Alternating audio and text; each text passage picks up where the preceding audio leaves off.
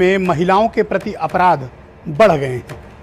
महिलाओं के प्रति क्रूरता उत्तर प्रदेश में चरम पर है। महिलाएं उत्तर प्रदेश में असुरक्षित हैं और भय के माहौल में हैं, और उसकी एक दो नहीं, उत्तर प्रदेश के विभिन्न हिस्सों से आपको बड़े ही गंभीर यानी हीनियस क्राइम महिलाओं के प्रति होते हुए दिखाई दे रहे हैं। अपराध जब हो जाते हैं उसके बाद उसका अनावरण होना चाहिए, दोषी अपराधी गिरफ्तार होने चाहिए, उन्हें सजा होनी चाहिए। यहां तक तो बात समझ में आती है, लेकिन इस घटना की भयावहता तब बढ़ जाती है, ये दरिंदगी तब बढ़ जाती है, नाइंसाफी बहनों भाइयों तब बढ़ जाती है जब पुलिस निष्ठुर हो जाती है। पुलिस अपराधियों जैसा व्यवहार करने लगती है और पुलिस में संवेदनशीलता खत्म हो जाती है। और एक दो नहीं, ऐसे तमाम उदाहरण भरे पड़े हैं जहां पुलिस की नाकामियों, पुलिस की गलतियों, पुलिस की संवेदनहीनता और पुलिस की निष्ठुरता के कारण अपराध का मैग्नीट्यूड बहुत बड़ा। चित्रकूट में पिछले 2 दिन के पहले की बात है, एक बिटिया के साथ गैंगरेप की घटना हुई। गरीब परिवार है, कच्चे मकान में रहते हैं, बेहद गरीब लोग, 2 टाइम की रोटी का संकट है। कुछ गुंडों ने बेटी का गैंगरेप किया। लड़की की हालत बहुत। इस सज्जन को क्या तकलीफ है भाई? क्या तकलीफ है इनको? किया है, उनका नाम पता करके बताओ, तब देखेंगे कि एफआईआर लिखनी है अथवा नहीं लिखनी है। गांव का मामला होता है, आप जानते हैं। बात फैल गई पूरे गांव में, आसपास के गांव में फैल गई। एफआईआर तक पुलिस ने नहीं लिखी, रात में बिटिया ने आत्महत्या कर ली। क्या ऐसी पुलिस हम चाहते हैं? क्या ऐसा शासन तंत्र हम चाहते हैं? क्या ऐसा असंवेदनशील, असभ्य, असामाजिक, अमानवीय पुलिस हम चाहते हैं, जो इतनी बड़ी घटना के बाद भी परिवार के साथ, बिटिया के साथ किस प्रकार से पेश आता है? जब एफआईआर नहीं लिखी गई तो मेडिकल जांच और बाकी चीजों का क्या मतलब है? अब दिखावे के लिए कुछ इंस्पेक्टर, दरोगा आप सस्पेंड कर देते हैं, लेकिन उत्तर प्रदेश पुलिस को कैसे बदलिएगा? उत्तर प्रदेश पुलिस के अफसरों को कैसे बदलिएगा? इनके चरित्र को कैसे बदलिएगा? इनकी असंवेदनशीलता को कैसे आप बदलिएगा? आप नहीं बदल सकते इन्हें। जब तक इनकी ट्रेनिंग से लेकर महिला अफसरों को आप फील्ड में तैनाती नहीं देंगे, सिर्फ पुरुषों के हाथ पुलिस की कमांड देने का जो एक चलन है, दरअसल उसके पीछे एक बड़ा कारक है। ये आप देखें तो फील्ड में आपको गिनती के, उंगली में गिनने इतने एसपी, डीआईजी, आईजी लगाए गए होंगे। 8 जोन है, एक में भी एडीजी नहीं है।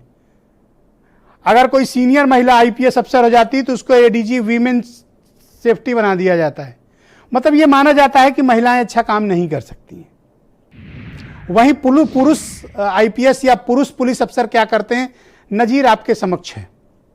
प्रतापगढ़ में एक बेटी अपनी इज्जत बचाने के लिए हैवानों से कुएं में कूद गई, मृत्यु हो गई उसकी। गोरखपुर में आज एक बेटी को गांव के गुंडों ने घेर कर पीटा, शर्म के मारे उसने आत्महत्या कर ली। हापुड़ में छेड़खानी का विरोध करने पर एक गुंडे ने युवती को लोहे के राड से पीट पीट कर हत्या कर दी। ये क्या है? हाथरस की घटना से अभी हम उबरे नहीं और इस प्रकार की घटनाएं हमारे समक्ष फिर विद्यमान है। फांसी की घटना आप देख लें। आप सर्कुलर पर सर्कुलर जारी करते हैं, लेकिन यह सिर्फ रस्मी है। बेटी बचाने का संकल्प सिर्फ बयानों पर नहीं होना चाहिए, प्रेस नोट और ट्विटर पे नहीं होना चाहिए। बेटी बचाने के संकल्प के साथ हमें जमीन पर उसको उतार कर दिखाना होगा कि कितनी भी रात हमारी मां बहनें कहीं भी आ जा सकें, एक सुरक्षित हम उन्हें वातावरण दे पाएं, एक सुरक्षित कैंपस दे पाएं, एक सुरक्षित कार्यक्षेत्र उनको उपलब्ध करा पाएं। तब हम मानेंगे कि हमने एक बेहतर समाज बनाया है। अभी का समाज हमारी माताओं बहनों के लिए ठीक नहीं है। और मैं देख रहा हूं पिछले 15-17 सालों से उत्तर प्रदेश में कानून व्यवस्था हमेशा से बड़ा मुद्दा रहा है। महिलाओं के प्रति अपराध एक बड़ा मुद्दा रहा है। Male dominated society, male dominated administrative system, male dominated government system, यह महिलाओं के प्रति असंवेदनशीलता अत्यधिक दिखाता है। हो सकता है कि आप में से तमाम लोग आज गुस्सा हो और मेरी इस बात से असहमत हो। पर सच्चाई तो आपके समक्ष है ना। आप मुझे बताइए कि आप महिला सुरक्षा की बात करते हैं और थानों में महिलाओं के साथ क्या होता है? कितनी महिलाएं आपने एसपी लगाई हुई हैं? कितनी महिलाओं को आपने डीआईजी और आईजी के पद पे रखा हुआ है? कितनी महिलाओं को आपने इन्फोर्समेंट के काम में लगा रखा है?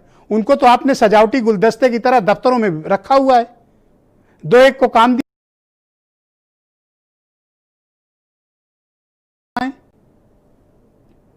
तो इस हैवानियत का अंत कब होगा? तुमने किया, हमने किया, विपक्ष जिम्मेदार, सत्ता जिम्मेदार, इससे काम नहीं चलने वाला।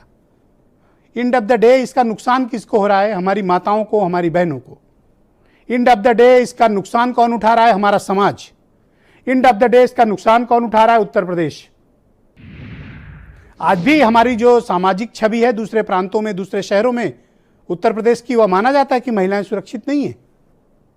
तो नहीं है तो कारण यह है। हमें कारणों पर जाना होगा, उसकी समीक्षा करनी होगी, उसको समझना होगा। अभी बेटियां सुरक्षित नहीं है।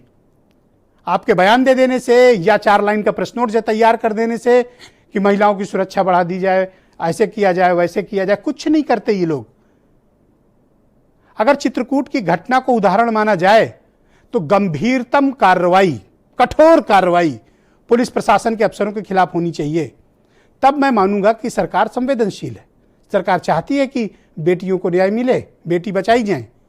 लेकिन ऐसे निर्लज्ज, ऐसे असंवेदनशील, ऐसे अमानवीय सोच के अगर पुलिस अफसरों के हाथ में कमान रहेगी तो आप यकीन मानिए, हम आप डिबेट करते रहेंगे, आप टीवी पे खबर देखते रहेंगे और हमारी माताएं बहनें मरती रहेंगी।